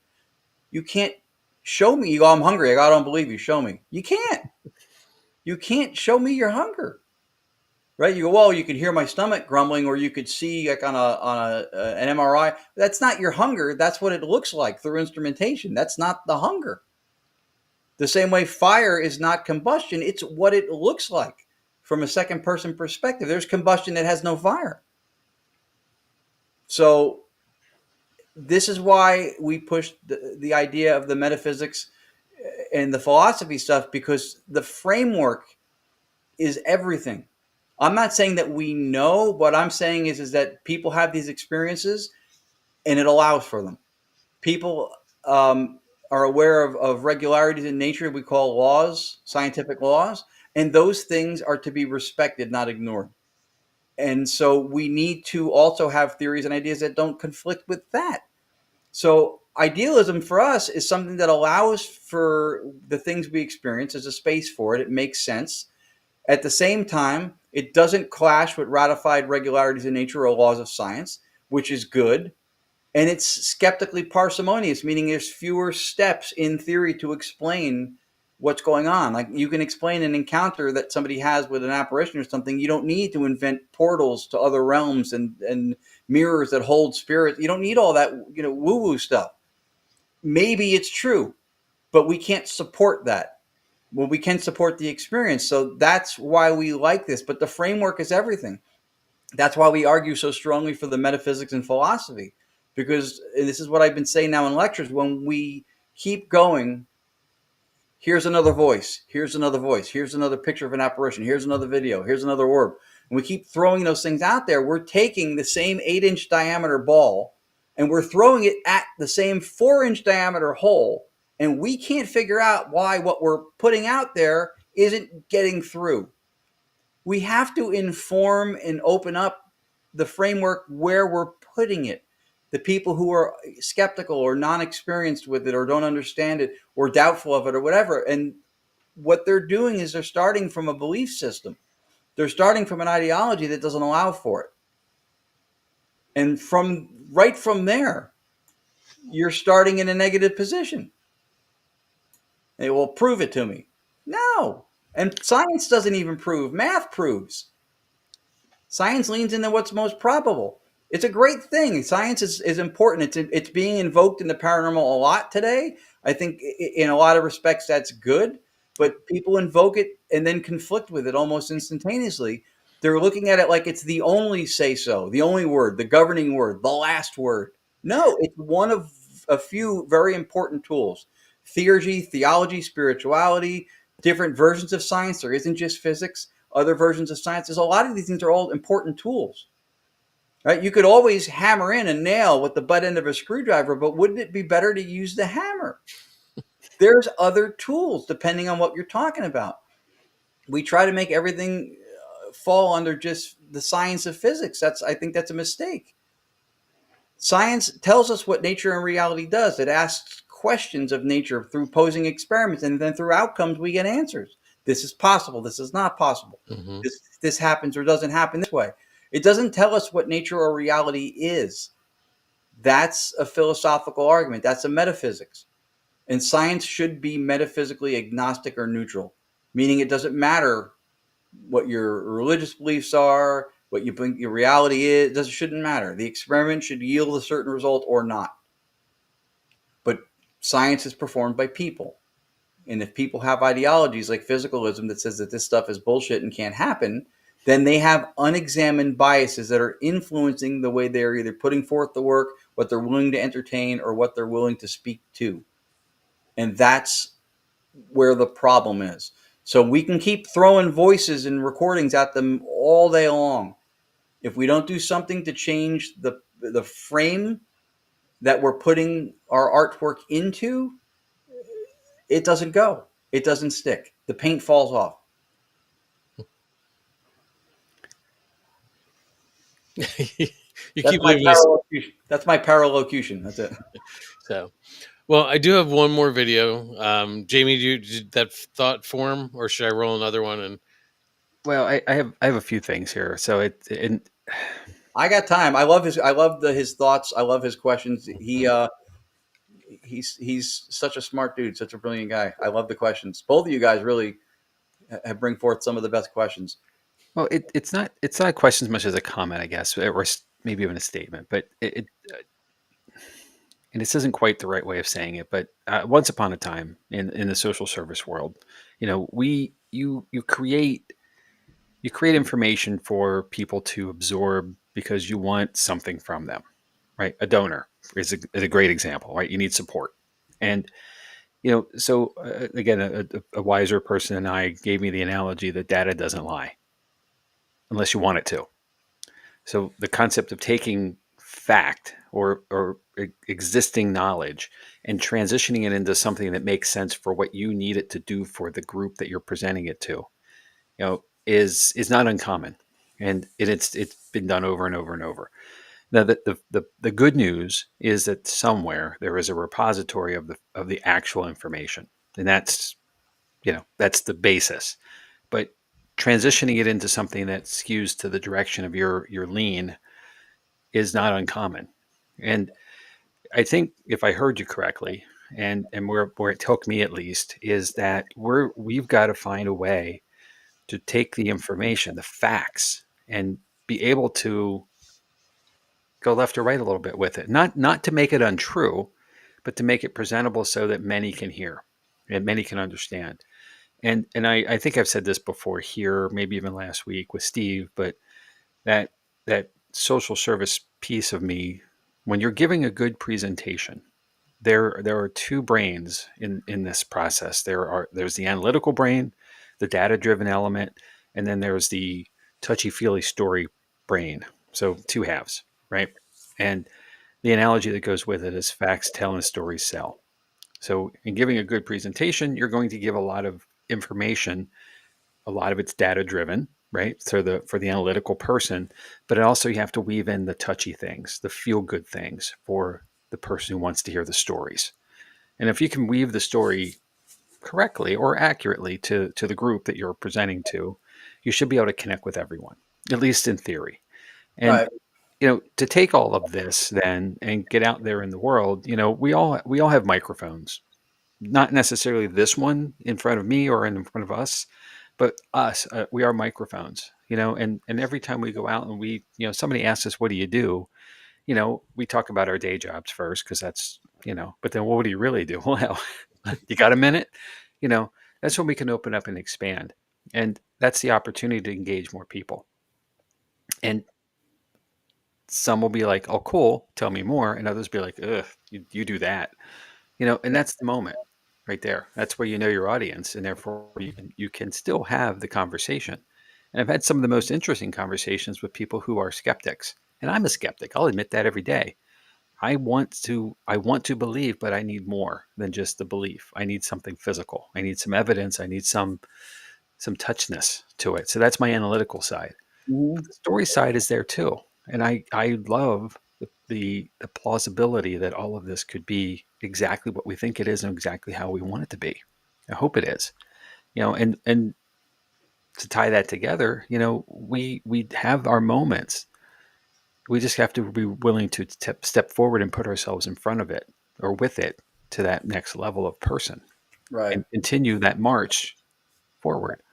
And Right. it goes to the whole thing about if we're all working in this, we're working toward the same thing, we're all going to rise with it. And it makes us all our field better. But Yeah. as soon as somebody starts naysaying, if we just kind of pull up our collar and run away, like shying away from them, we'll never go forward. And I'm Right. not saying we can win everybody. That's not the point. It's impossible. Right. But Now, sometimes it's worth the conversation to have. on the importance of how we present what we present to who we present it to, on that, I am with you. The other prong to this two pronged approach that I'm really leaning into or emphasizing is the informed perspective of those we are presenting it to, especially if they've not had their own experience or if they're doubtful, because everything that we perceive, we tell ourselves a narrative with everything. And people's belief systems are the filters. So starting with, and this is why I like the metaphysics and philosophy, starting with an ontology, which is the study of existence, right? The beingness, what reality actually might be. In trying to explain things, you reduce things, and not to make smaller, but reduce, going from complex to more simple, to try to break things down and explain them.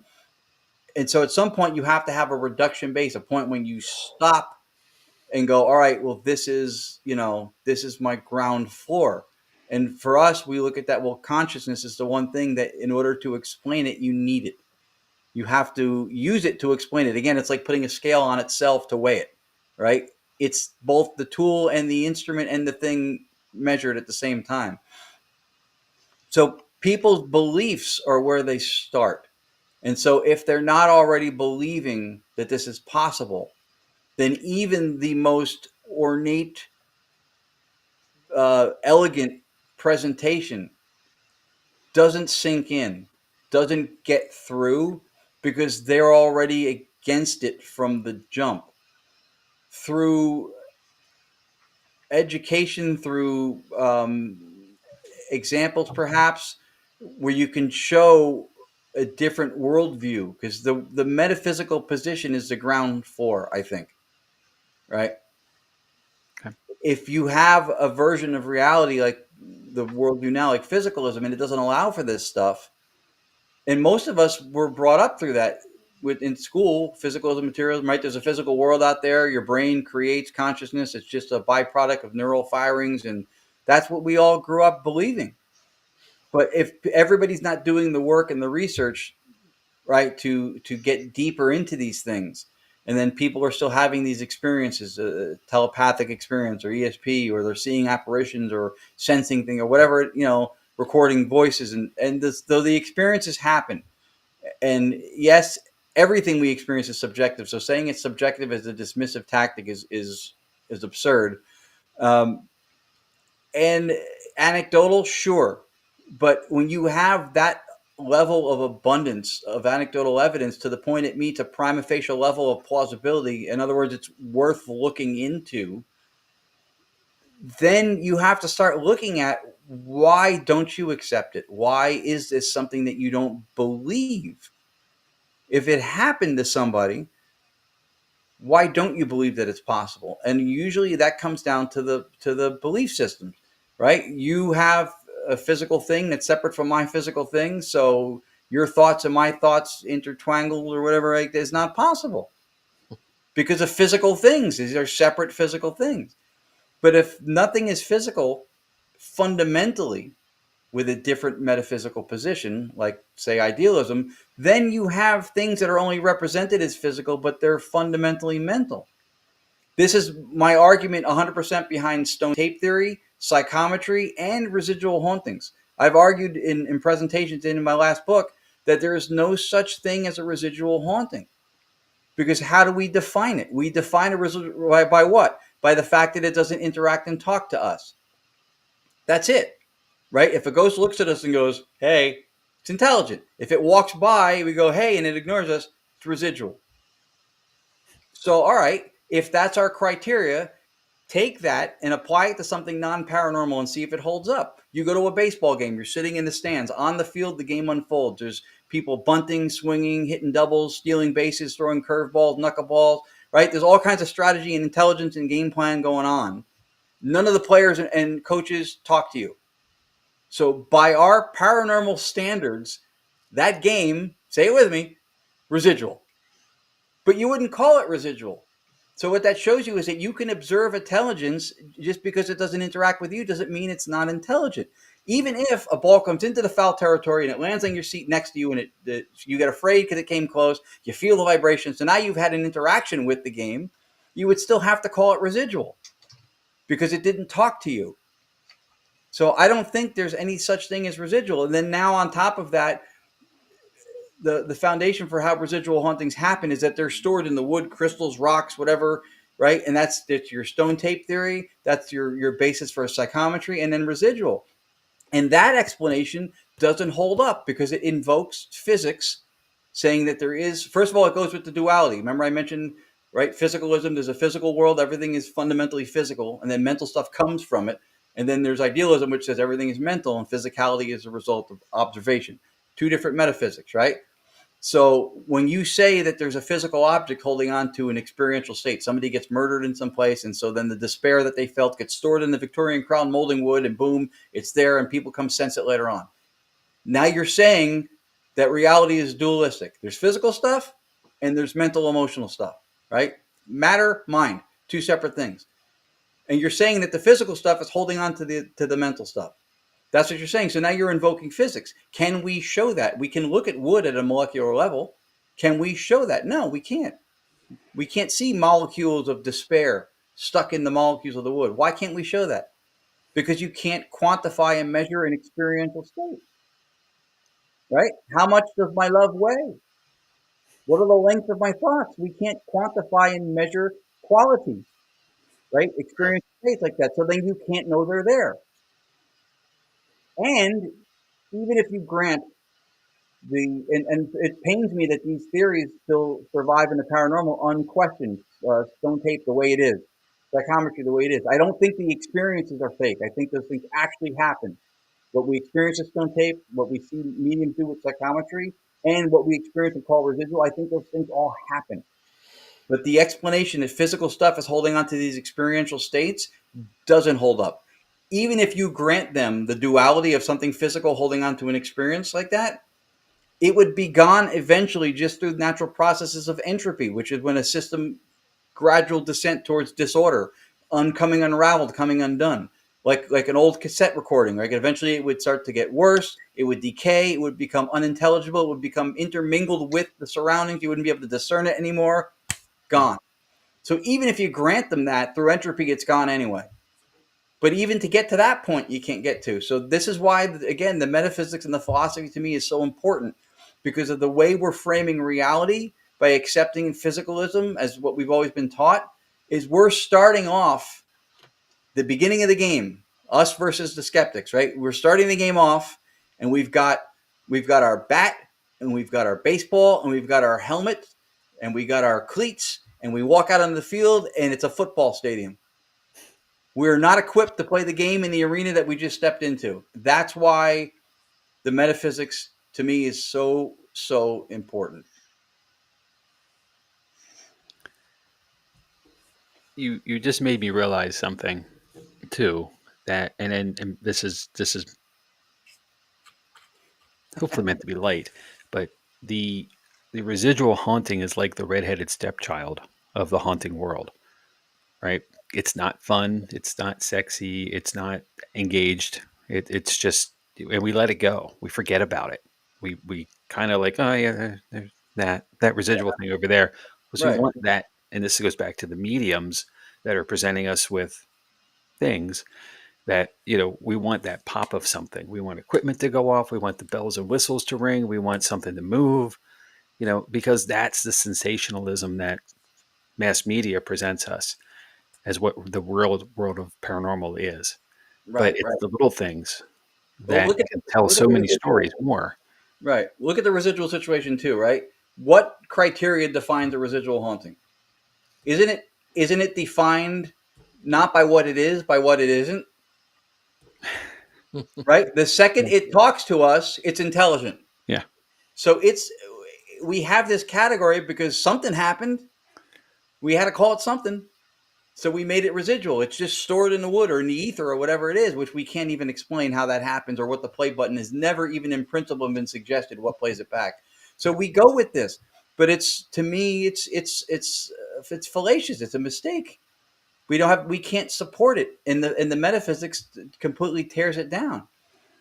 So I think that's part of the problem, but I do think the experiences happen. I think that mediums do pick up on stuff. And if they touch something and then they get something from it, I don't think it's because of the wood storing the emotions.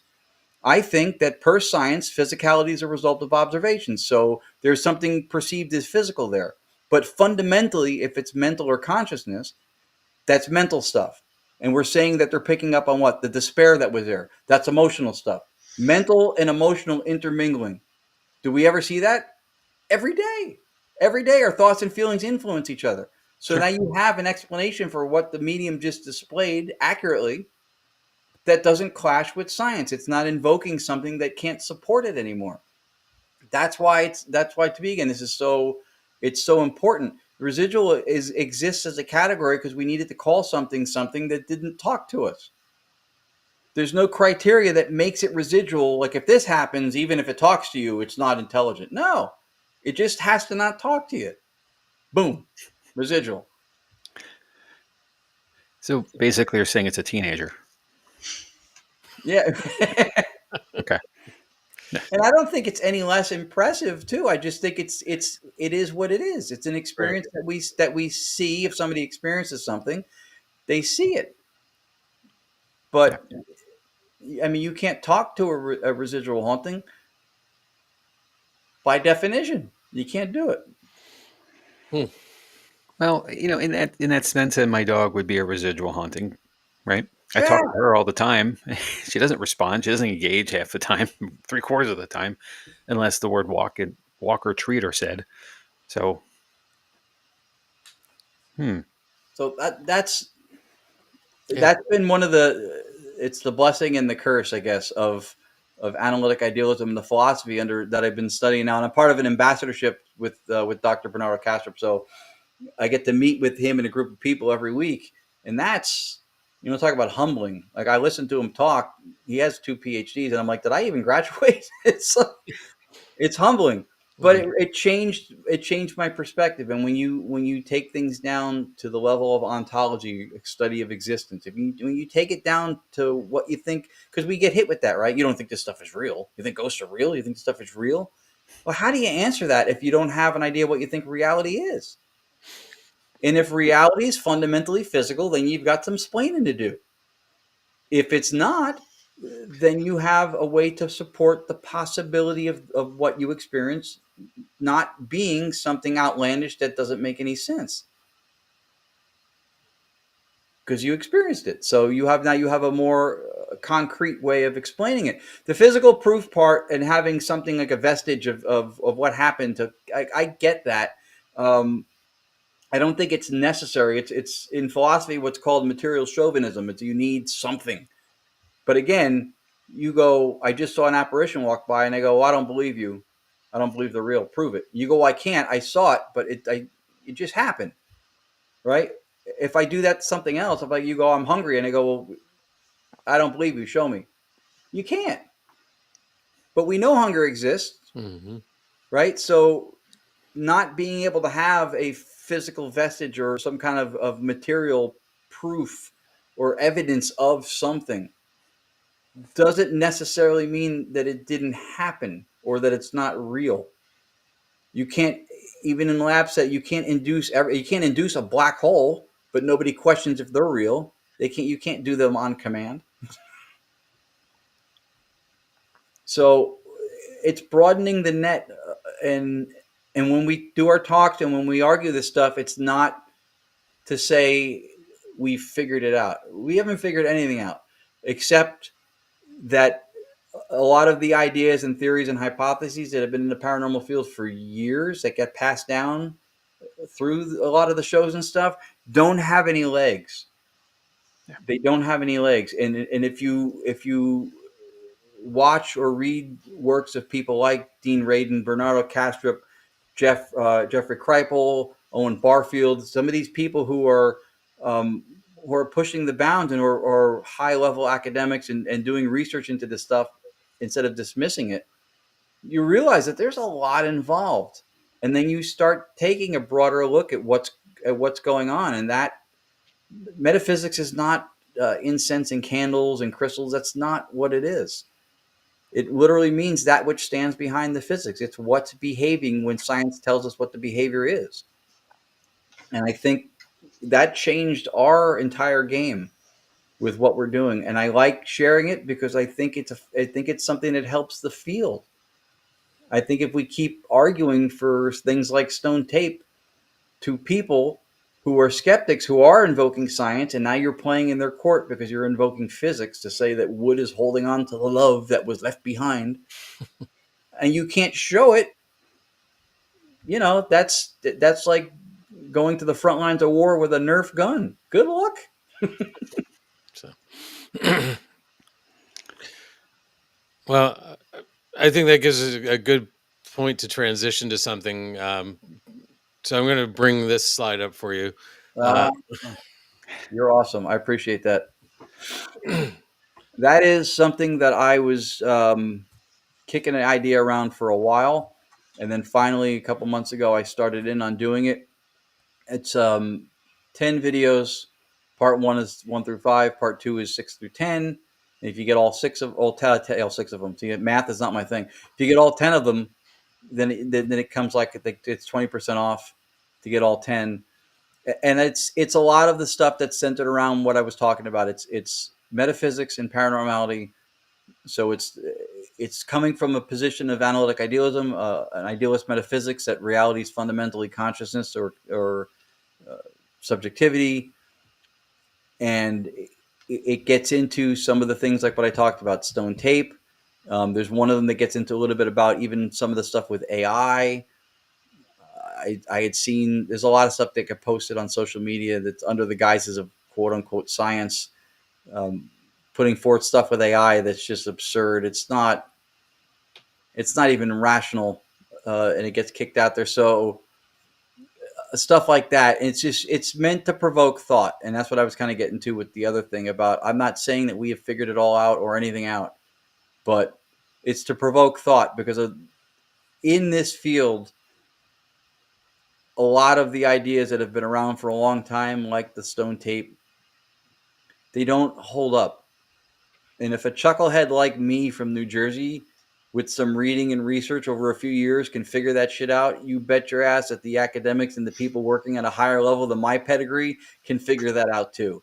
So we're not advancing the field anywhere if we're not willing to look at and re-examine the things that we think and the things that we believe. And that may, listen, moving forward, that may discard everything I think. And maybe all the stuff that I'm putting forth is wrong. But it makes more sense than a lot of those things that we've been holding on to for a long time. And so I made this available. I made it really affordable for the course. And to be honest, I know some people have free courses out there. This service that hosts it, Cartridge, does a really good job.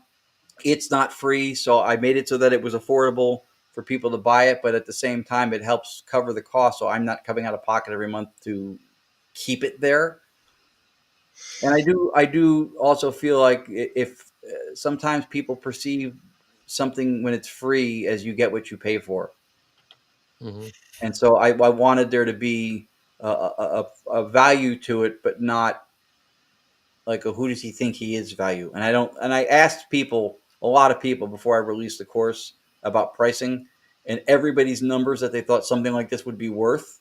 And they know who I was. I'm no para celebrity. They were all higher than what I charged by a lot. So I was like, all right, this should be fair for someone to do. So thank you. I appreciate you showing it. So that's what this is. It's to provoke thought. If from this you agree with some of it, all of it, none of it, but it makes you think, and then maybe you start realizing some ideas that make even more sense to you than what you heard me say, then I did my job. Then that's good. That's good. This is not like everything else I do, and I appreciate that you guys see this. This is not anything about look at me, look what I've done. This is just about provoking thought and trying to put something back into the community that I hope I have a legacy that made some kind of a difference. That it wasn't just about me going around showing my wares, but that I actually got people to think and question things a little bit more. Cool. I did put the link in the chat, and I'll also put it in the show notes when I push it out. So we'll have it out there as well. Another link that we talked about sharing is your new website. Yeah, this is it. It's weird. I don't know why on my monitor did it before too. The Gonyak thing in the very top looks off center there, but when I go to the website, it's not. So I don't know if it's monitor settings maybe individually. like if the magnification, when I connect the different monitors, it'll say 125%, 100%. And if it's 125, it moved it to the left. But yeah, that's the new site. Krista Chesway was watching, came to some of our events recently, and he saw that we had not that long ago, you guys had seen a more tech looking, more futuristic with the logo and stuff. And he thought that a lot of the personal value and meaning to people, and a lot of the theme that we would invite for people to be focused and paying attention and really in the moment, is the seance. It's called the Digital Séance Experience. So this is per his recommendation. So when somebody that kind and that smart offers a suggestion, I always listen. So I literally redid the whole website and went with this whole Victorian themed digital seance look. And I'm really happy that I listened to him, because I like this so much better. Mm-hmm. And it leans into what we're trying to do. It does look good. So. Mm-hmm. Yeah, it's sleek, and it sets the expectation, what to expect. So if anybody goes to the Gagnac Paranormal site too, one of the tabs on the top, you see it says testimonials. The very first one before the rest of them, is like 5 or 6 there. The very first one is the retired police officer who was at the Jersey Expo a couple months ago. What he said to us. So and the one under that too, a woman who lost her son. We've gotten some really nice testimonials, and that's the most rewarding part of this. If you get paid to go somewhere and do this, sure, that's cool. But that money comes and goes. It's not get rich money if we get paid to do an event. This lives forever on my website. And every time I look at it, I see what I was able to do for somebody who showed up with no expectations but hopes. So, do you have events on your website of things that are coming up, or is there a better place to find where you'll be? No, I'm glad you asked, because that was one of the things too. Our last website, the way I had it, was I felt like things were disjointed and there was a lot of extra pages. Everything is on this one page if you scroll it, except for the photos, media, testimonials, and then the blog. But the blog is just the main page where I have 4 academic essays that I've written on here, and those are accessible if you scroll down the homepage also. So it says event details, a third tab. If you hit that, it just drops you down the page.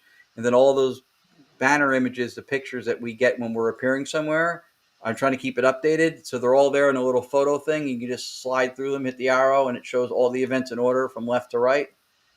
So I'm trying to keep that updated as well. Video clips has some lecture moments for me, some of our TDSE evidence clips, including 2 of the ones we showed tonight.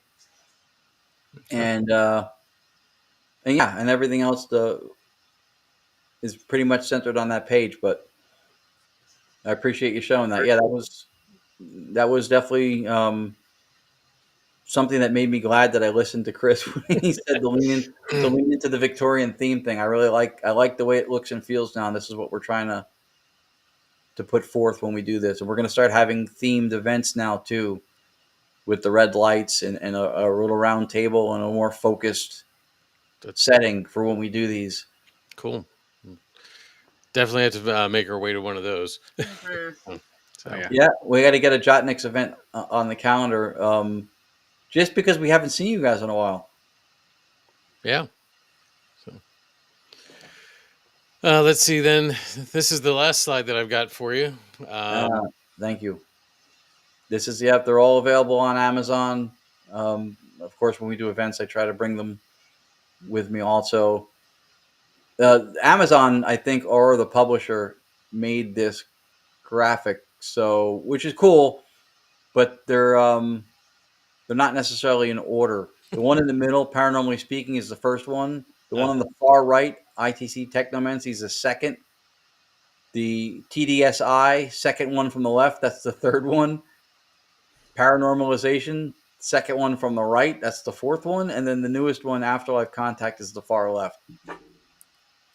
Oh, look at that. He's got it. Yeah.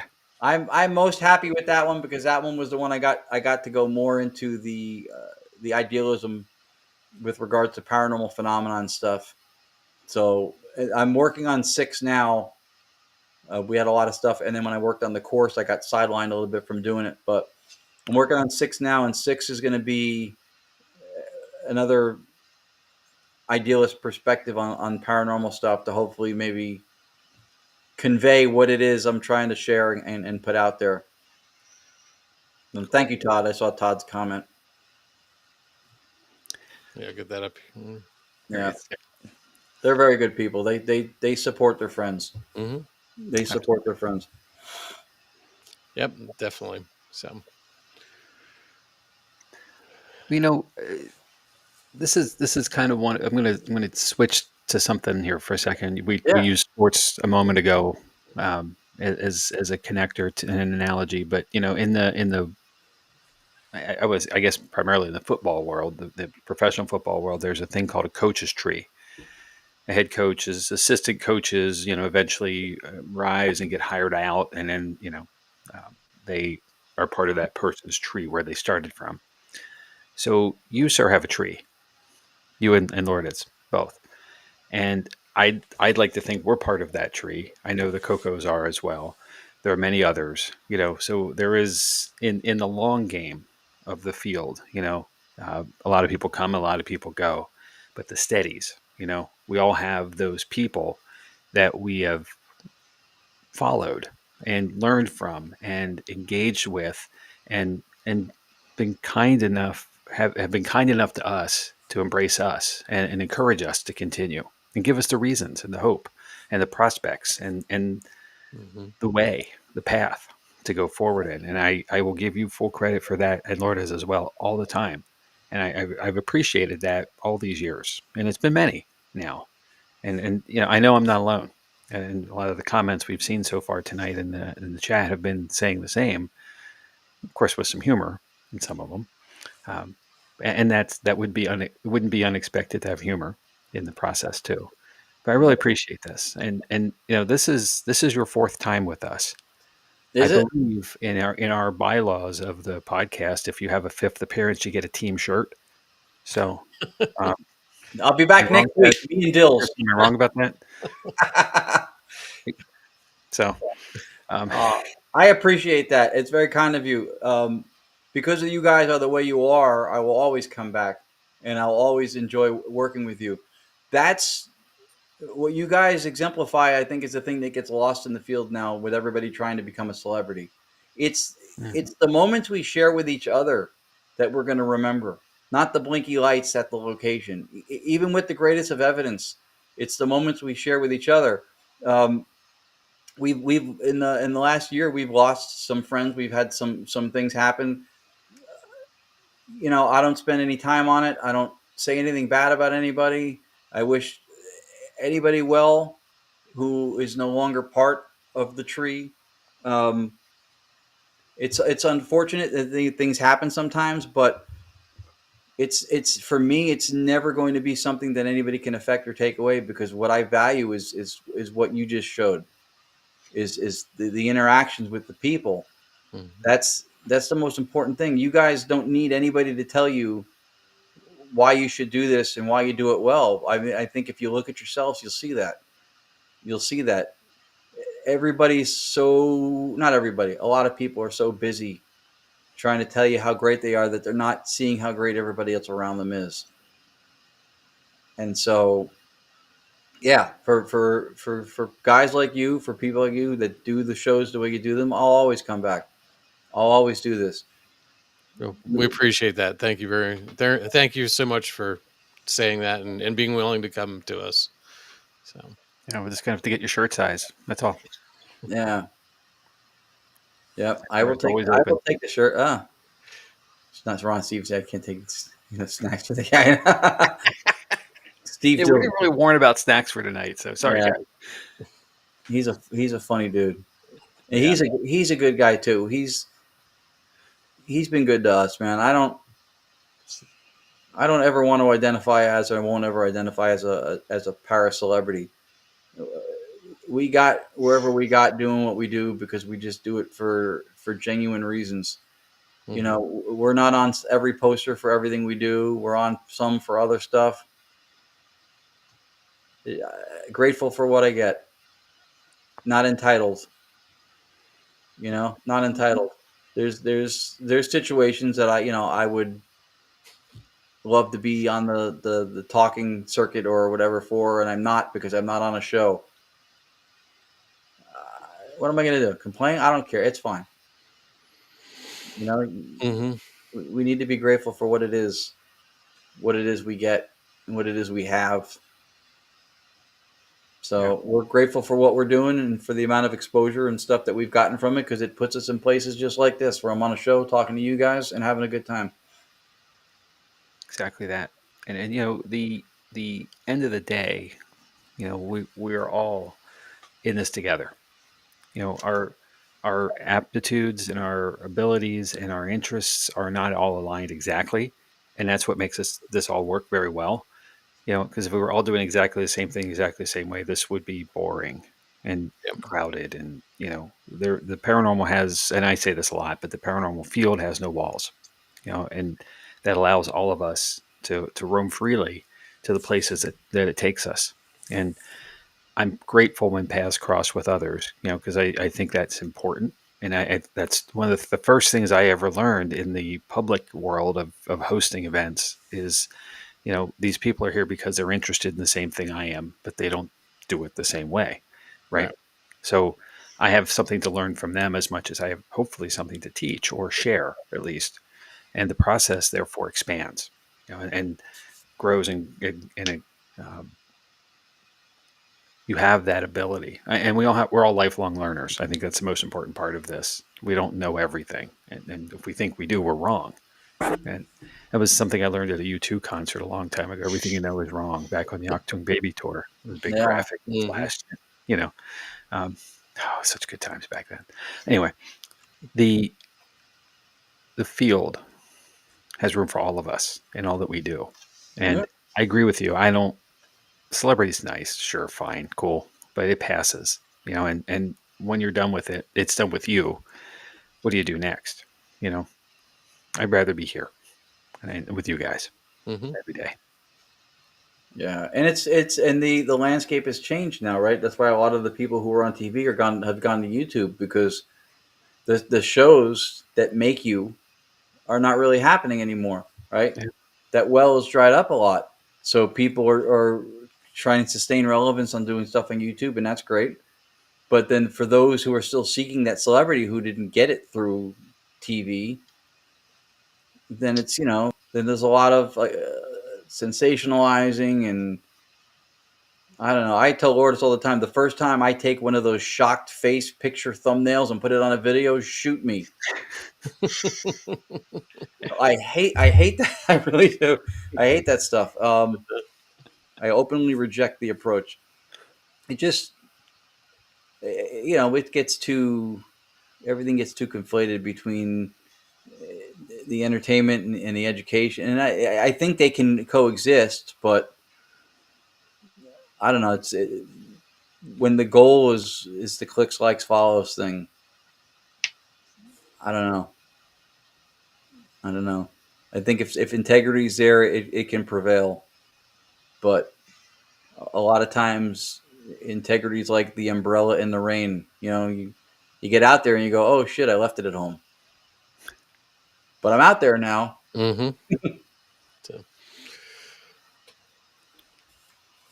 well, any final thoughts you want to leave us with, Ron? This is your shameless plug time. I mean, you shamelessly plugged the hell out of me with all the website and the course page, and I appreciate that. And the books, I really do. I appreciate that a lot. You guys have always been supportive, and it's, again, not to be taken for granted or expected with entitlement. So I really, really do appreciate that. Hopefully next time we do this, Lourdes can be with me, Hmm. like she was supposed to be. But I want to go on record saying that for her, it will be her fourth appearance at most, and I get the T-shirt. It's fair. It's fair. This guy gets the T-shirt. So that's it. I appreciate it. For the people watching your show, I hope they continue to do so. You guys have great guests on all the time. It's a nice show. You guys are deserving of the support. Well, thank you. Thank you. So, Thank you. all right. Well, if it's okay, we're gonna wrap things up. If you can hang out for a little bit, we'll see you on the other side. I will. Yeah, All right. I'll Well, step good back. business. Thank you all three. Thank all three of you again. Thank you very much for having me on. You bet. You guys are awesome. All right. You are the best. Thank you. All right. All So right. some stuff. Mhm. Obviously, some stuff coming up. So I'll take this Okay. next week. And where did you find this picture? I've never seen this dude without a hat on. So it's amazing. All right. Next Facebook is week. a wonderful thing. He's a photographer who doesn't take pictures of himself. Go figure. Uh, We're going to do another version of Urban Legends. This will be volume 3 for us, but it'll be local legends in and around Lancaster County. So I can't say it's exactly here in the county. Some might be Yeah, I would, regionally, yeah. but primarily Lancaster County with special guest Corey Asperl. Corey is an investigator as well, and an enthusiast to the paranormal. A friend of mine, and I'm really looking forward to having here next week. I spoke with him today to say, dude, you're officially on the clock as of 10:30 tonight when we wrap up, and I'm off my time a little bit, but as usual, we're later than expected. And he's like, I'm ready. So I'm like, all right, cool. So looking forward to next week and getting him in to see what he's got and wants to discuss on our local urban legends. Cool. And then after that, I can get the slides to turn. There we go. On the 16th, the Keeper's Last Steps will be the topic, and it is the hauntings of the St. Augustine Lighthouse. Chad alluded he was in Florida last week on a research trip, much like when I was at Disney, did research for the Haunted Mansion. So, and then I'm really excited to see what you have there. I made 2 trips to the lighthouse. I saw that. I was keeping up with you on the socials this week, so very cool. And some neat pictures as well. The 23rd, Kirstin's first solo episode will be Yuletide Judge, the tales of the Belsnickel. Where am I going? Belsnickel. I got sleep last night too, and I can't read. Exactly. Goodness.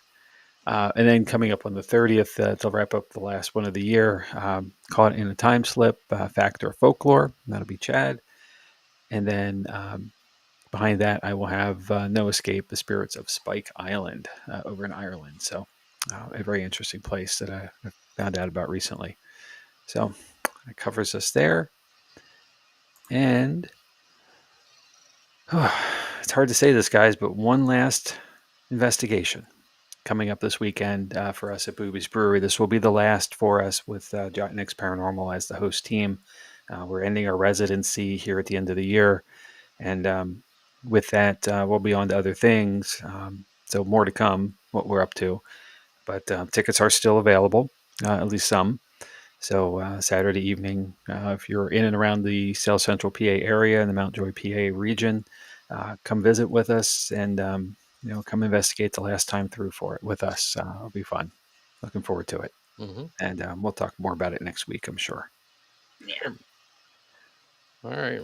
And then, sorry, I jumped you there, Jamie. You did. You sure did. And then just obviously us and the ways to connect and contact with us. You're finding us here via the podcast, whether you're watching us on Facebook, YouTube, or the streaming services, wherever you're at. But for more information about us, we have a website. It's jot-nyx paranormal.com. It's JOTT-NYX paranormal.com. And if you have any information you'd like to share with us about an episode or something, a stream of consciousness around the paranormal, something about tonight's episode, of course, drop comments in the episode wherever you're at. Or you can send us an email at paranormallenspodcast@gmail.com. That's all spelled out, paranormallenspodcast@gmail.com. We do listener submissions. So if there's an interesting topic that you're saying, hey, I want you to talk about it, we'll be happy to. Just give us a little time to research it, make sure we do justice to the topic. But we've fit many in before. We'll fit many in again. So anytime, anywhere. And lastly, all of the stuff that we have, all of our social sites are available on Linktree, which is linktr.ee/paranormal lens, or just Google Linktree, and then you'll find us under their homepage under Paranormal Lens, and lots of cool stuff. Shameless plug of our own. We have a store, so there's lots of good things to find for Christmas gifts for those in the paranormal. So give a thought there. Another great holiday gift are any and many of Ron's books. Get all 5 and help someone start their own paranormal bookshelf section. So there you go. All right. Shameless plug again. Keep them coming. Yeah. All great reads as well. Yeah, definitely. So, Well, do you guys have any final thoughts before I wrap it up? Fun as always, and a great conversation as always. Ron, obviously we miss Lourdes, and there's a next time for her. And Mhm. Ron's right; it'll only be the fourth. Um, She won't get her shirt. we may have to book her separately, I guess. Right? Keep up. Ron's in going, no, no. Well, so no, it's always fun. So yeah, exactly. And the thought provoking and informative. What a repository of awesomeness that Ron is. I'm never at a loss for what I'm going to gain there. I walk away with more than I come with every time, and I really appreciate that. And if you have a chance to get out somewhere and come across Ron and Lourdes and TDSE, it's time well spent. Please do. And I know they'll be at the Hanover Tavern coming up in the end of January down in Virginia. Great event. Get there if you can. We'll be there. That's the main reason you want to go, right, Jamie? It is really it's not the only, but it's a good one. Yeah. Very, very much looking forward to their part of Friday night, the first night. So, yes. Yeah. Cool. But anywhere along the way that you have them in your area or region or within a reasonable travel distance, it's time well spent. Please do. Cool. I agree. So. All right. Well, I'm going to throw this out there. Hopefully, I haven't butchered anything or misinterpreted it. So, if I did, I apologize to Ron up front. But let me throw this out there. Technology, intention, and the unknown collided with Ron and TDSC, revealing how metaphysics bridges the seen and the unseen, where timing adds relevance. Relevance creates meaning, and consciousness may be the true connection between worlds. Stay alert, stay respectful, and stay curious. Until next week, good night.